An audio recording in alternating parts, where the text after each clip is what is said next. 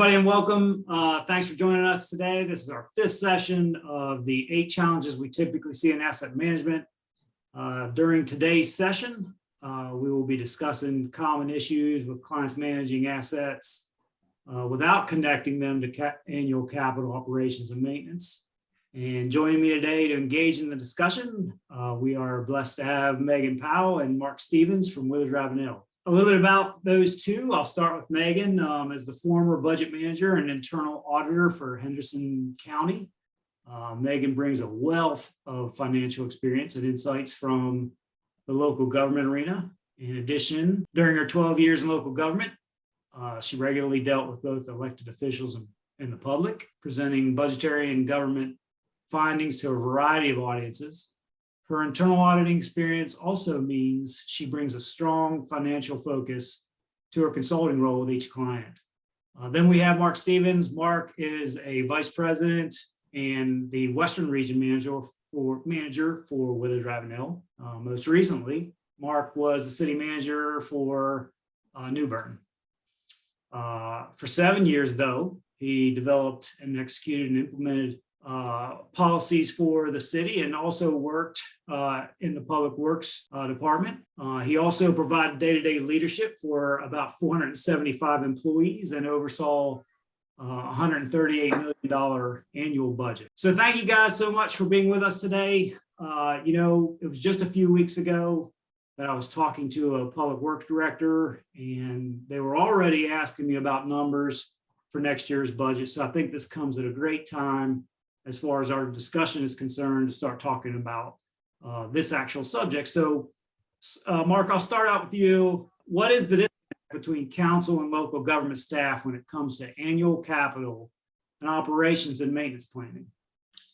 I think a lot of times, Todd, the disconnect it revolves around being able to tell the story. And telling a story to people who may not be engineers or may not understand the complexities of managing the assets a city has, whether that be their water system, their sewer system, their electric system, their assets and wastewater treatment plants, whatever it may be. Sometimes there's a disconnect there that doesn't allow a clear, complete picture to be conveyed to the audience, whether that be the council, whether that be the constituents they serve, whomever it may be. And oftentimes, these capital budgets are developed at a staff level, and they're done so at the direction or strategic planning direction of a board. And from that, they establish goals, and in those come capital improvement plans. And those capital improvement plans oftentimes are conveyed back through the budget and oftentimes are not exactly described in the budget about the importance of their need, how it all works into the system, how they all interconnect with one another.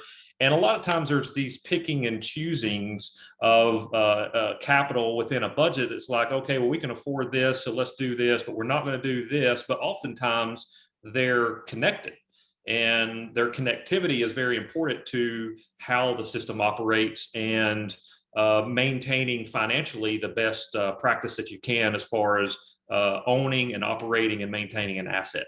So I guess the next question, Mark, would be, what do you think the proper steps from a budget perspective when it comes to asset management, connecting it to operation and maintenance planning?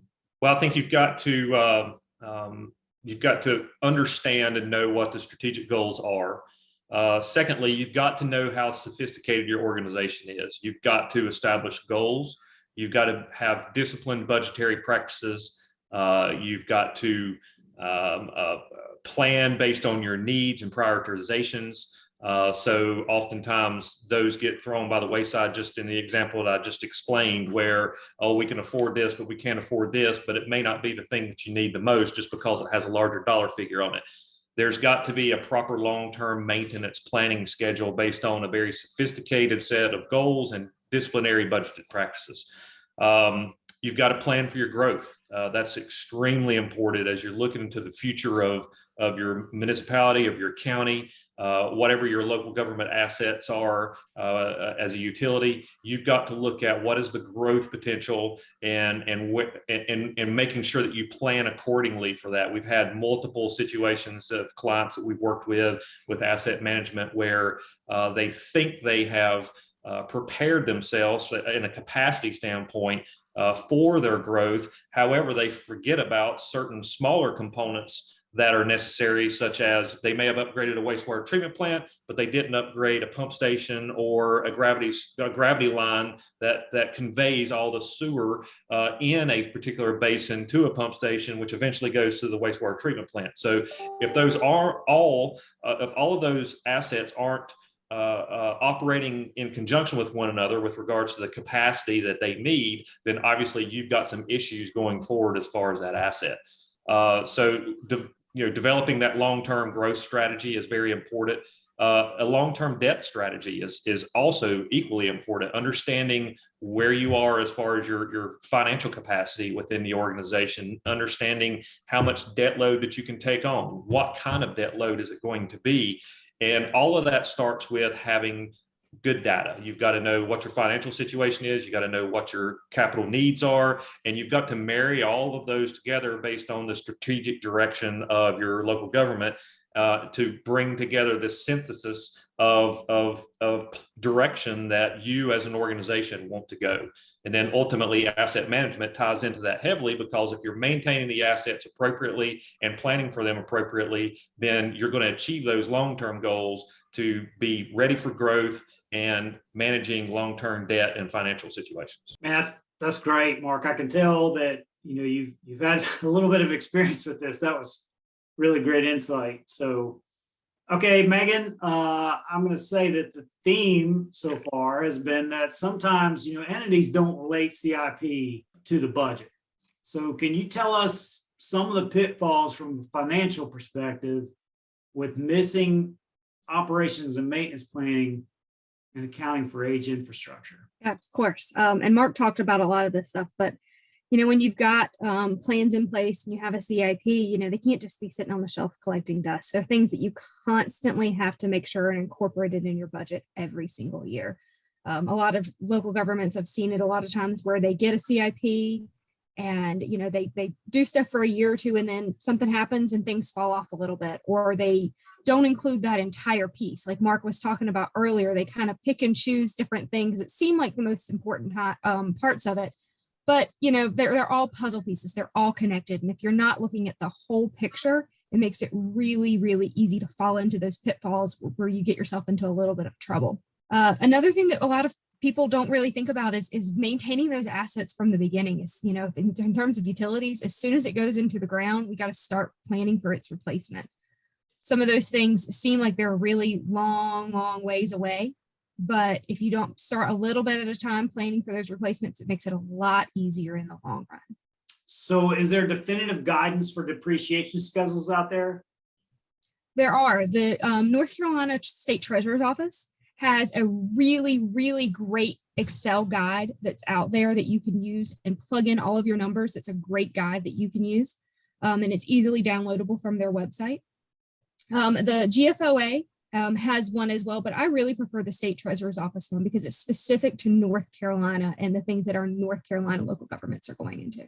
So, Mark, can you wrap this up with maybe an example or two for us of what we've been talking about? Sure. And I'll go back to the point we worked with a larger municipality some time ago with asset management modeling software plan.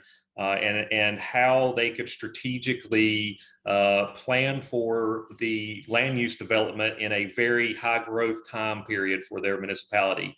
Their board had set aside a lot of money in prior years to do some large scale improvements to a wastewater treatment plant that they had, tens of millions of dollars of improvements to increase their capacity.